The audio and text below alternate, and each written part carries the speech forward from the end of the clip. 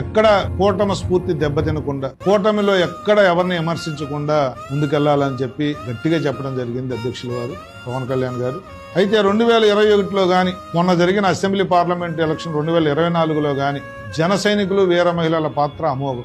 ఎందుకంటే మా వాళ్ళందరూ యువకులు, ఉత్సాహవంతులు కాబట్టి 2021లో జగన్మోహన్ రెడ్డి అరాచకాలు తట్టుకోలేక అతిపెద్ద పార్టీ అయిన తెలుగుదేశం కూడా లోకల్ బాడీలో కంటెస్ట్ అయిపోయినప్పటికీ కూడా తెలుగుదేశం పాత్రని చాలా చోట్ల జన సైనికులు పోషించి కష్టపడి కేసులు పెట్టించుకుని వైసీపీతో వాళ్ళతో అనేక ఇబ్బందులు పడినా కూడా ఎక్కడా కూడా వెనక తగ్గకుండా పవన్ కళ్యాణ్ గారి పిలుపు మేరకు స్థానిక సంస్థల్లో పోటీ చేసి కొన్ని చోట్ల గెలిచాం, కొన్ని చోట్ల దెబ్బతిన్నప్పటికీ కూడా పోరాట స్ఫూర్తిని ఎక్కడా వదలలేదు జన సైనికులు.